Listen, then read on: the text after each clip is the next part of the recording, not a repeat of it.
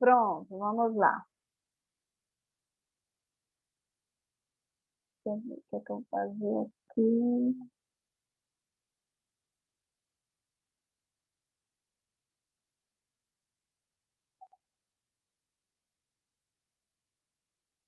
Apareceu aí o documento para vocês? Sim. Sim. Eu vou mudar aqui, vocês me digam se aparece outro. Apareceu o outro? Sim, também. Pronto. Eu compartilhei do jeito certo. Vejam, eu vou pegar essas informações aqui, vou encaixar lá para vocês perceberem que tudo que está aqui foi previamente organizado, tá? Por exemplo, essa parte aqui, deixa eu ver se eu consigo, eu não vou conseguir editar dessa forma, eu acho, deixa eu ver se eu consigo. É muito ruim. Espera aí, viu? Deixa eu ver se tem uma opção mais fácil de selecionar. Eu ia botar lá, mas eu não estou conseguindo.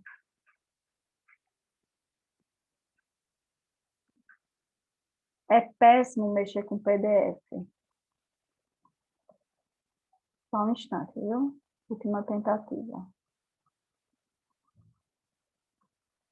Deixa eu ver sem o mouse se vai.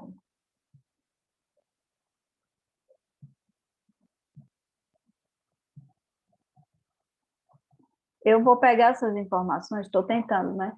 Pegar essas informações e colocar lá para vocês perceberem que tudo isso aqui tem um lugar de estar, né? Olha, agora vai.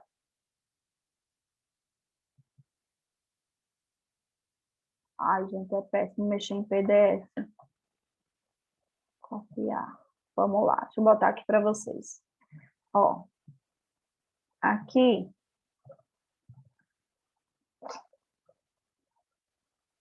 a primeira parte, né? A apresentação do argumento. Ficou faltando isso aqui. Aí, essa outra parte aqui se chama o que mesmo? Só para saber se eles estão ligados. Repertório. Repertório. Não vou conseguir colar tudo, mas aí eu boto reticência, vocês já entendem. Aqui é repertório. Vou botar aqui reticências, porque eu não estou conseguindo colar tudo, não. Pronto. Repertório. A outra parte, como é que a gente chama? Vamos chamar de explicação, tá? Para ficar mais fácil para vocês. Então, ó, apresentação do argumento, apresentação do repertório e aqui explicação. Então, vamos lá trazer a explicação e trazer para cá. Então, a explicação, ela começa aqui, né? Em um novo período. Deixa eu ver se eu consigo selecionar. Vai não, filho? Deixa eu ver se foi. Foi não. Então, essa parte aqui é a parte da explicação. Eu quero que vocês observem o tamanho do parágrafo. Ou do parágrafo não, perdão, do período. Não vou conseguir, não. Eu quero que vocês observem o tamanho do período. Então, aqui a gente tem um período relativamente curto, porque é só a apresentação do argumento. Aqui, observe que o repertório, né? O período do repertório está um pouquinho maior. E aqui, esse período da explicação, ele está ainda maior. Então, eu quero que vocês observem isso. Desistir de colar, viu, gente? Mas aí vocês já entenderam, né? Então, aqui a apresentação do argumento, repertório, explicação até esse ponto, e aqui a finalização do parágrafo. E é isso que eu quero que vocês façam a partir de agora, em todos os textos que vocês forem fazer a partir de hoje, tá? Vocês vão fazer isso em todos os textos. Vou tirar. Pronto. Aí, tem uma surpresa para vocês hoje. Eu vou apresentar o tema da redação, o tema da semana agora, e a gente vai tirar uma meia horazinha para vocês planejarem um parágrafo com esse documento. Vocês acham que vocês vão conseguir? Já botar na prática? Vamos. Bora. A dica que eu dou, Sim. eu vou deixar compartilhado aqui o documento para vocês verem, né, a ordem das informações. A dica que eu dou, como vocês não têm esse material aí impresso, né, eu aconselho que quem tiver uma folhinha Chamex, até uma folha de rascunho mesmo, sabe? Que tem alguma coisa riscada de um lado, mas do outro lado esteja toda branquinha. Por exemplo, começa aqui. Aqui eu tenho a redação de vocês. Aqui está sem nada. Então, eu uso aqui o verso, tá? Então, quem tiver uma folha Chamex, por quê? Por que é melhor? Porque ela não tem as linhas. E dá para vocês organizarem os quadradinhos direitinho, né? Então, eu quero que vocês organizem com os quadrados. Façam os quadradinhos dentro daquela estrutura. Mas calma, eu vou mostrar o tema primeiro, viu? Não precisa fazer agora, não. Mas já vá pensando aí em qual papel vocês vão usar para fazer isso, tá? Vou colocar aqui o tema de hoje, da gente discutir rapidinho. Rapidinho não, né? A gente vai fazer a discussão normal. Peraí. Deixa eu pensar onde está o tema, viu? Porque eu corro o risco de colocar uma redação de vocês aqui. Achei. Tá fácil. Aqui o tema da semana. Ficou o bichinho aqui, de 6, foi um erro de digitação, mas tudo bem. Vamos lá. O tema da semana é os desafios da alfabetização no Brasil. Saímos de meio ambiente. Aleluia, né? Vocês não aguentavam mais, né? Todo o tema que Luciana estava passando era sobre meio ambiente, né? Parei, tá? Por enquanto parei. Não vou falar do meio ambiente tão cedo. Vamos entrar agora em educação. Que bom. Educação. Educação, eu acho que é muito mais fácil para vocês terem repertório, né? É mais fácil até de entender mais, né, o tema. Mas vamos lá. Os desafios da alfabetização no Brasil. Palavra-chave, por favor, só para saber se estão craques. Desafios, alfabetização no Brasil. Exato. Muito bem. São esses mesmos. Desafios da alfabetização no Brasil. Uma frase temática bem boba, a maioria, assim, no início do curso, eu coloco as frases temáticas assim, bem fáceis para vocês, coloco temas fáceis. Daqui a pouco o negócio vai começar a ficar mais complicado, mas, por enquanto, estou colocando temas relativamente fáceis para vocês. Desafios da alfabetização no Brasil. Isso significa que nós temos problemas relacionados à alfabetização. Vamos interpretar desafios como se fossem problemas, tá? Então, se existem problemas relacionados à alfabetização, é porque nem todo mundo no Brasil está alfabetizado, né? Tem alguma coisa aí por trás, tem algum problema aí por trás, tá? Vamos lá para os textos. O texto 1, ele traz um panorama, né, sobre a questão da alfabetização no Brasil. E o título, ele já é bem sugestivo, ele diz o seguinte: o Brasil está mesmo alfabetizado? Né? Será que todo mundo que deveria estar alfabetizado no Brasil está? Ele faz a pergunta. E ele mesmo responde, ele diz o seguinte: segundo o indicador INAF, 29% dos brasileiros são considerados analfabetos funcionais. E esse número sofreu leve aumento nos últimos anos. Agora vamos lá. Se nós temos problemas de alfabetização, significa que existe uma parcela da população que não está sendo alfabetizada. E também tem outra questão por trás, né? Que não é só com relação a ser alfabetizado ou não. Tem gente que acha que avaliar se a pessoa é alfabetizada ou não é olhar a escolaridade dela. E não tem nada a ver. A alfabetização não tem nada a ver com escolaridade, né? Com quantos anos a pessoa passou na escola, quantos anos a pessoa estudou, né? Não tem nada a ver com escolaridade. Por quê? Porque existem diversos graus de analfabetismo. Então, tem aquela pessoa analfabeta que ela não reconhece letras, não reconhece sílabas, não reconhece palavras, né? Essa é uma pessoa totalmente analfabeta, né? Aquela que não consegue nem sequer assinar o seu nome. É uma pessoa totalmente analfabeta. Mas o analfabetismo, ele não diz respeito só à capacidade de decodificar. Aí vocês já devem estar pensando, a professora está doida, falou a palavra decodificar, eu vou saber lá o que é decodificar. Eu vou te explicar. Decodificar é quando a gente consegue identificar letras, dessas letras a gente identifica sílabas, dessas sílabas a gente identifica palavras e a gente consegue ler. A gente consegue ler. Isso é decodificar, né? Então, eu vejo essa palavra aqui, ó, vejo essa palavra, eu sei que isso é um A, um L, lá, sei todas as letras, eu sei formar as sílabas e eu sei dizer para você que palavra é essa, é alfabetizado. Então, eu decodifico, tá? Eu decodifico. Eu posso dizer que a pessoa que consegue ler, ela é totalmente alfabetizada? Não, não, ela decodifica. Então, por exemplo, eu vou dar um exemplo.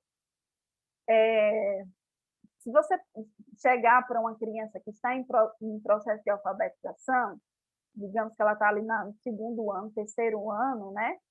Ela já decodifica. Então, se você chega para a criança e diz, leia para mim, ela vai ler. Ela vai ler. Mas quando você for perguntar a ela o que ela leu, ela não vai saber dizer. Aqui eu não entendi, não. Não sei. Você pergunta o que está escrito nisso aí, nesse texto que você leu. Eita, eu não sei. Sabe? Não sabe. Por que não sabe? Porque ela só decodificou. Ela sabe identificar as letras, sabe formar as frases, né? Mas ela não sabe, ela não entende aquilo que ela leu, certo? E aí a gente entra num problema maior, que se chama analfabetismo funcional. O que é analfabetismo funcional? É aquela pessoa que decodifica, que lê, sim, que reconhece as palavras, os símbolos, mas essa pessoa não entende o que está sendo, o que está escrito, né? Não entende a mensagem que está sendo passada. E aí vocês podem pensar, mas deve ser uma minoria da população, deve ser as pessoas mais velhas, as pessoas que estudaram pouco, que são analfabetas funcionais. E aí eu vou dizer para vocês que não. Nós temos analfabetos funcionais no ensino fundamental, no ensino médio, nas universidades, no mestrado, no doutorado. Nós temos analfabetos funcionais, só que em graus diferentes. Então, não é porque a pessoa tem uma certa escolaridade, fulano tem nível superior, então eu não posso dizer que fulano nem ciclano é analfabeto funcional, às vezes é. Porque se a pessoa não consegue interpretar, não consegue entender aquele texto que ela está lendo, ela é analfabeta funcional. Deu para entender, gente? Por que eu estou explicando isso? Porque isso é fundamental para vocês entenderem o tema. Tem que saber a diferença, tem que saber o que é ser analfabeto. Né? Porque se a gente está falando, se o tema é alfabetização, a gente vai ter que falar de analfabetismo. Né? Por quê? O problema da alfabetização é o analfabetismo. Então, a gente precisa entender o que é, precisa entender os graus, precisa entender todo o processo. Então, até aqui tudo bem? Deu para entender aí essa diferença do decodificado, do analfabetismo funcional? Deu. Pronto. Sim. Então, vou continuar. Então, veja, se 29% dos brasileiros são analfabetos funcionais, isso significa que a gente tem uma parcela aí da população com problemas na alfabetização. Então, vocês não podem entender que o problema da alfabetização está só nas crianças ou nos idosos. Tem gente que acha isso. É a criança que está no atraso da alfabetização, ela se atrasou, ela era para estar alfabetizada, não está. Não é só isso. Envolve isso também. Tem gente que acha o problema da alfabetização é os nossos avós ou nossos pais que não tiveram a oportunidade de estudar. Não é só isso. Tá? Isso envolve todo o processo. Então, tem gente analfabeta que tem escolaridade, que tem estudo, é analfabeta funcional. Então, isso é um problema na alfabetização do nosso país, tá? Deixa eu ver. Aqui ele explica o que é alfabetismo, que é mais ou menos o que eu expliquei para vocês, tá? E aqui, no final, ele coloca alguns dados. Ele coloca assim: a pesquisa do INAT, assim, faz um diagnóstico detalhado de como a população de 15 a 64 anos está em relação ao alfabetismo no país. Os números dividem as pessoas entre os níveis de analfabetismo funcional e o alfabetismo consolidado. O indicador elaborado pela ONG Ação Educativa e o Instituto Paulo Montenegro permite concluir que, apesar do país ter democratizado o acesso ao ensino, em teoria, muito ainda precisa ser feito na prática. Os dados de 2018 mostram que 73% dos brasileiros estão plenamente alfabetizados, enquanto 29% são considerados analfabetos funcionais. Isso é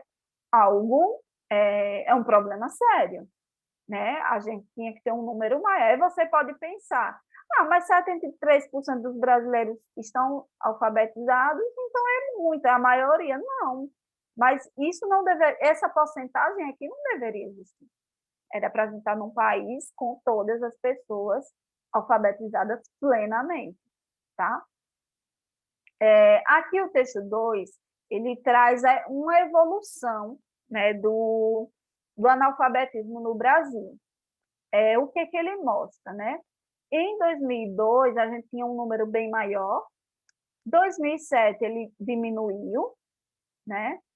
2015 também deu uma diminuída. E no último levantamento que foi feito, que foi em 2018, observe que o analfabetismo funcional voltou a crescer.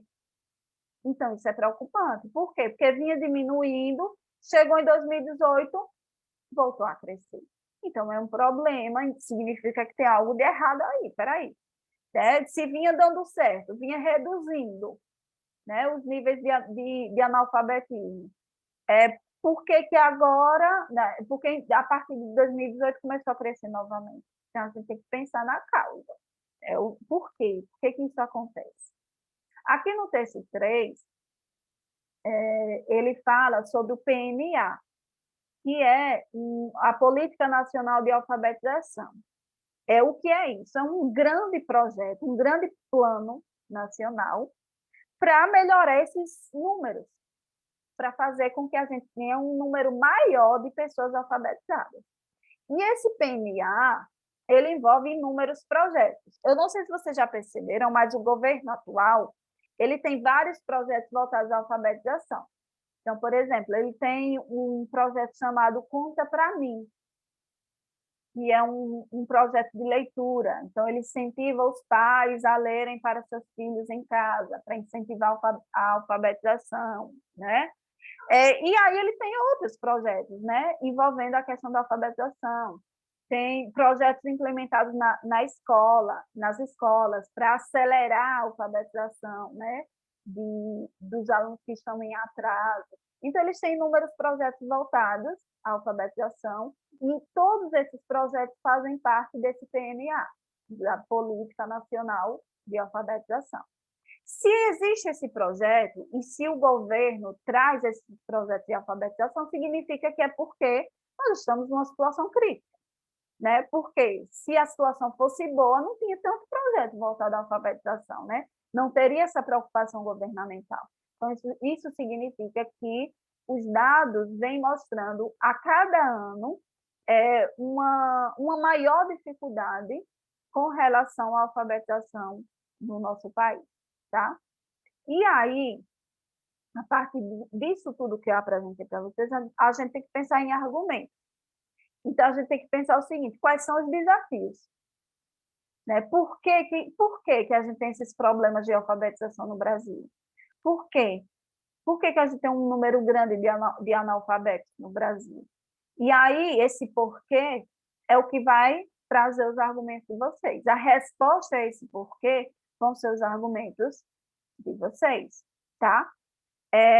Nos textos motivadores, a gente não tem muitas possibilidades de argumentos, então a gente vai ter que pensar fora da caixinha, tá? A gente vai ter que partir para outras coisas que não estão aqui.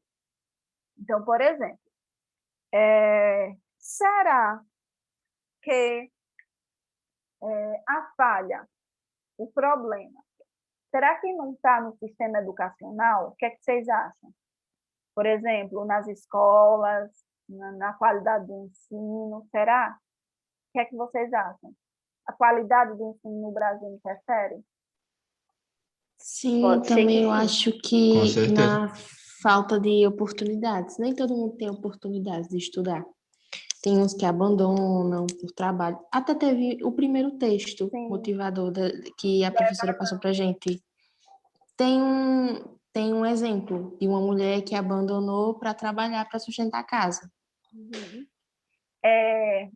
Eu acho que dá para pegar essa ideia aí das oportunidades e transformar num argumento, trabalhar a desigualdade social. Então, você pode colocar como argumento, olha, a desigualdade social. Por quê? Porque aí quando você for explicar seu argumento, você diz, né, que por fazer parte de um sistema desigual, de uma sociedade desigual, nem todas as pessoas têm as mesmas possibilidades de estudo. E aí, consequentemente, se ela tem menos oportunidades, né, e se ela tem menos acesso à educação, ela vai ter problemas, sim, na sua própria alfabetização. Isso é uma consequência, né? Vou dar um exemplo. Nós estamos vivendo em pandemia e todo mundo está estudando de casa. Vocês acham que as crianças que estão em processo de alfabetização, quantas estão sendo alfabetizadas de 2020 para cá? Pouquíssimas. Pouquíssimas. Eu, sinceramente, vou dar um exemplo prático. O meu filho, ele está no processo de alfabetização. Ele tem 5 anos. Então, ele está na idade de começar a ser alfabetizado. Mas, sinceramente, ele não está sendo alfabetizado, não. Não está sendo alfabetizado. E ele tem acesso à tecnologia, né? Ele tem acesso à informação, porque a gente tem acesso à informação. Ele faz as atividades, enfim, tem todo o suporte. E mesmo assim ele não está sendo alfabetizado. E tem uma professora em casa, né? E mesmo assim ele não está sendo alfabetizado. Agora, imaginem as crianças que não têm recurso nenhum, estão sendo mesmo alfabetizadas, né? Então, é aí que entra, né? O que a colega falou, a questão da desigualdade social, né? Que nem todo mundo tem o mesmo acesso, as mesmas oportunidades, então vão ter, sim, dificuldades na alfabetização. Aí você imagina o quanto elas não vão ser prejudicadas daqui a 10, 20, 15 anos. Imagine aí. Pois é. E o que é que acontece? Quando a criança não é alfabetizada na idade certa, ela vai carregar isso, como você falou, para o resto da vida. Então, o que é que acontece? A criança com sei lá, 6, 7 anos, acho que é 7, com 7 anos ela já tem que estar alfabetizada. E aí, se ela chega nessa idade, ela não foi alfabetizada, ela pode passar para outra série, ela vai para o 3º ano, vai para o 4º, ela vai passando. Mas ali fica uma lacuna no cérebro dela, fica uma partezinha no cérebro que era para ter sido preenchida naquela idade. Então, ela não vai conseguir avançar, é como uma bola de neve. Por exemplo, ela com 9 anos, ela já é para ter aprendido um monte de coisa, mas ela não aprendeu. Só que quando ela está com 9 anos, ela vai ser obrigada a aprender o que é da idade dela, de 9 anos, e o que ela não aprendeu antes. Ela vai conseguir aprender isso? O dia antes e o do momento? Não vai. Então, vai virando uma bola de neve. Então, essa criança ela vai ficar a vida inteira atrasada. Ela vai terminar o ensino médio atrasada. Sempre atrasada. Vai para a universidade atrasada no desenvolvimento, mesmo depois de adulta. Então, é um problema realmente gravíssimo, gravíssimo. Então, todas as pessoas que têm dificuldade na alfabetização é porque tiveram alguma lacuna que não foi preenchida na idade certa. Não tem jeito. Não tem jeito. Vocês, porque vocês são novos, vocês não vão entender o que estou falando. Mas, por exemplo, eu tive o meu ensino fundamental menor, ele foi muito precário mesmo. Então, eu não aprendi quase nada da primeira à quarta série, quase nada. Então, eu fui para a quinta série, fui jogada na quinta série sem saber de quase nada, principalmente matemática. E eu me formei, e depois de formada, eu percebi que eu não sabia fazer coisas básicas. Eu não sabia fazer equações básicas. Por quê? Porque aquilo foi virando bola de neve. Eu não aprendi quando era para aprender, e aquilo foi acumulando, acumulando, e chega num momento que a criança não, né, a pessoa cresce e não consegue, né, dar conta do que deixou de aprender. E isso, minha gente, me prejudicou demais na minha vida. De eu chegar ao ponto de dizer, eu vou ter que aprender sozinha agora, porque eu preciso estudar para concurso, e nos concursos pede matemática básica, e eu preciso aprender matemática básica. E eu aprendi assim, com livro didático, sozinha, que na época não tinha nem acesso à internet, não tinha nem videoaula. Hoje é mais fácil, né? Põe uma videoaula no YouTube e aprende. E eu aprendi com livro didático. Pegava livro didático e ia lá sozinha, tentar aprender. Porque eu não tinha aprendido da idade certa. Então, é algo que prejudica a pessoa. E olha, e outra coisa, isso também é analfabetismo funcional, sabia? Esse exemplo que eu dei meu. Porque, gente, ser alfabetizado não é só com relação a português, não. Não é só com relação às linguagens, não. É saber ler, interpretar, usar aquilo para a sua vida e também saber fazer, resolver problemas básicos de matemática no seu dia a dia. Então, se você não sabe, você é analfabeto funcional. É duro dizer isso, né? Professora, está me chamando de analfabeto funcional, mas é a verdade, é a realidade. Então, se você não sabe fazer um cálculo básico de matemática, uma regra de 3, é analfabeto funcional. Já fazer uma continha de porcentagem, é analfabeto funcional. Não consegue usar isso no seu dia a dia. E a questão da alfabetização é essa. Por que todas as pessoas precisam ser alfabetizadas plenamente? Para usar esse conhecimento para viver em sociedade. Porque quando a gente não tem certos conhecimentos, a gente não consegue viver em sociedade. A gente não consegue ir a um banco e resolver um problema no banco. A gente lê um aviso, a gente não entende aquele aviso. A gente recebe uma intimação da justiça, não consegue entender o que está escrito ali, naquela intimação. É isso. Então, se você não consegue utilizar o seu conhecimento para viver em sociedade, você é um analfabeto funcional. Além da questão do problema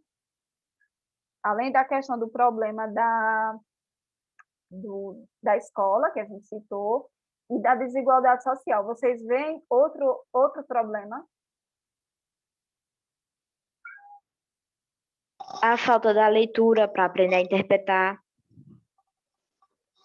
Pode ser. A ausência do hábito da leitura, né? Ou então o pouco incentivo à leitura, pode ser. Projetos mais eficazes do governo.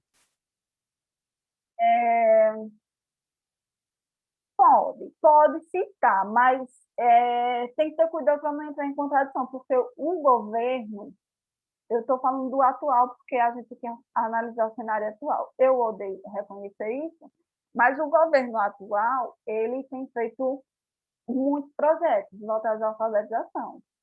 Mas é como você disse, Eric, pode ser que não sejam eficazes, mas eles existem. Professora, porque se você tem 200 projetos e não é reduzido a taxa de analfabetismo, você não fez nada, né? É porque, assim, essa questão também de reduzir os números não é algo que você consegue de um ano para o outro, por exemplo, né? Até porque as próprias avaliações, o próprio governo federal tem suas avaliações, tem o SAEB, vocês já devem ter feito esse tipo de prova na escola, né? A prova Brasil. Quem é que já fez prova Brasil na escola? Eu. Então, vocês já fizeram. Então, isso aí é para avaliar como vocês estão, né? Para saber como é que está a alfabetização. E não é algo que é feito todo ano, né? Então, assim, até ver o resultado mesmo lá documentado, também demora um certo tempo. Eu odeio reconhecer isso, eu queria estar realmente metendo bomba, mas eu tenho que reconhecer que, assim, não é algo tão rápido. Mas se você quiser colocar isso como argumento, tranquilo, desde que você saiba sustentar direitinho esse argumento, viu? E aí, quem tem outra sugestão de argumento? A marginalização da alfabetização dos presídios, por exemplo, que acabam marginalizando eles ainda mais. Como assim, a ausência de alfabetização lá? É isso que você quer dizer? Aí acabam, tipo, a ausência de alfabetização no presídio, já que a maioria são de negros, de analfabetos, que acaba marginalizando ainda mais e impede o retorno dele para o meio social. Pode ser, pode ser. Eu acho assim, que é um argumento muito específico, sabe? Porque aí você já vai voltar para um grupo, né? É perigoso, mas pode usar, desde que saiba sustentar também direitinho esse argumento. A parte boa do Brasil é que tem argumento para tudo, né, professora? Uma quantidade de problema absurdo. Então, desde que sustente, né? Possibilidades a gente tem que saber sustentar o argumento, né? Comprovar direitinho. Deixa eu pensar aqui. Vão pensando vocês também em outros argumentos, né? A gente já falou da desigualdade social, a gente já falou do sistema precário, falta de incentivo à leitura. Deixa eu pensar aqui, o que mais?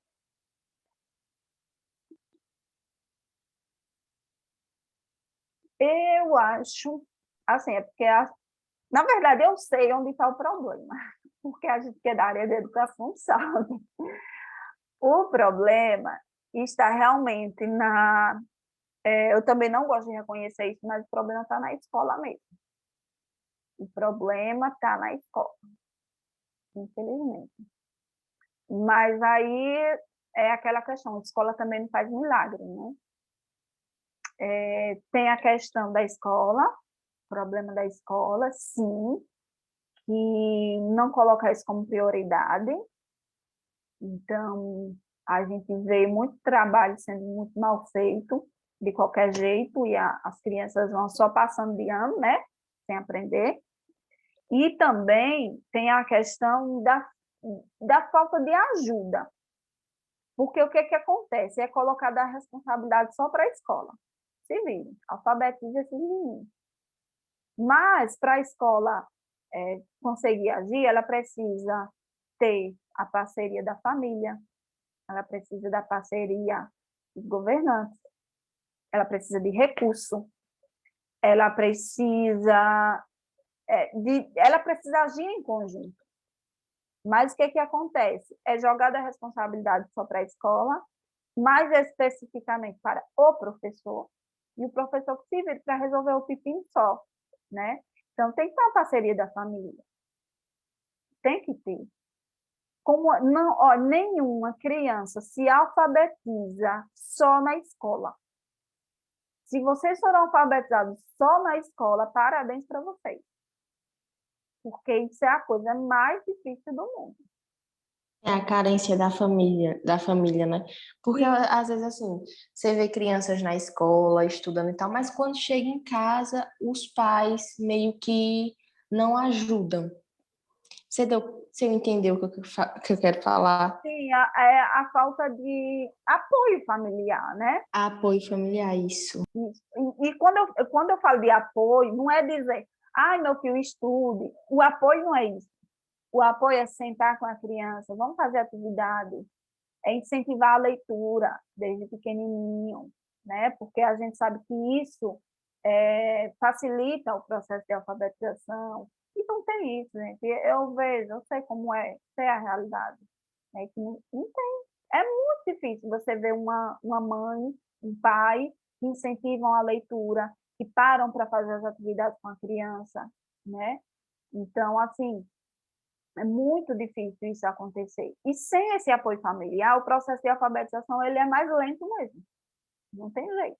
Eu lembro que quando o meu filho mais velho estava se alfabetizando, nossa, foi o período mais cansativo da minha vida, porque é, é muito desgastante para a criança e ela não consegue sozinha, é algo muito difícil. Se alfabetizar é difícil, né? Para a criança é muito difícil. Então, eu lembro que eu trabalhava de manhã, eu passava a tarde inteira fazendo atividade com ele. Então, foi um processo em conjunto. Né? A escola fazia a parte dela e, quando ele chegava em casa, eu fazia a minha parte com ele. E quantas famílias fazem isso? Né? Quantas crianças têm esse apoio? Então, quando eu digo apoio, é a prática mesmo, não é só incentivar e dizer, meu filho, estude, não. É ir lá com ele, fazer e ajudar, incentivar também, faz parte, não é só um incentivo, né? Então, essa questão do apoio familiar também pode ser um argumento, viu? Então, e eu já vi, tipo assim, muitas mães falando, coloca na banca, né? Mas vai saber se a professora de banca tá ajudando mesmo, porque tem algumas que só dá a resposta e tchau, nem explicar explica. Como eu vejo algumas pegam em site as respostas, eu acho isso, meu Deus do céu. Ai, Jesus. Eu não prestava, gente, para dar. Eu nunca dei aula de reforço, não, mas eu não prestava, não. Que ia ser uma briga todo dia com as crianças. Porque eu não sou o tipo de professora que dá resposta, né? Eu quero que o aluno pense. Os meninos aqui foram meus alunos, né? Tem alguns aqui que foram meus alunos. E sabem que eu não gosto da resposta, né? Então, às vezes, eu explicava a questão, aí quando eu terminava de falar, alguém dizia, sim, professor, e qual é a resposta? Porque eles ficavam esperando que eu ditasse, esperando que eu ditasse a resposta, né? Mas a gente sabe que tem, sim, educador que infelizmente faz isso. Quando o aluno pega a resposta pronta, ele não está pensando. E se ele não está pensando, você não está incentivando a alfabetização dele, não. Tem que fazer ele pensar, né? Resolver o problema sozinho. Né? Bom, então, eu acho que a gente já tem aí uma possibilidades de argumentos, né? Boas. Vocês anotaram aí tudo que a gente discutiu até aqui?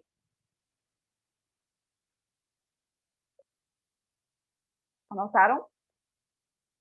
Sim. Está encerrando aqui, mas a gente ainda tem outra parte, viu? Vou encerrar para a gente retornar para a nossa última parte da aula, viu? Pronto.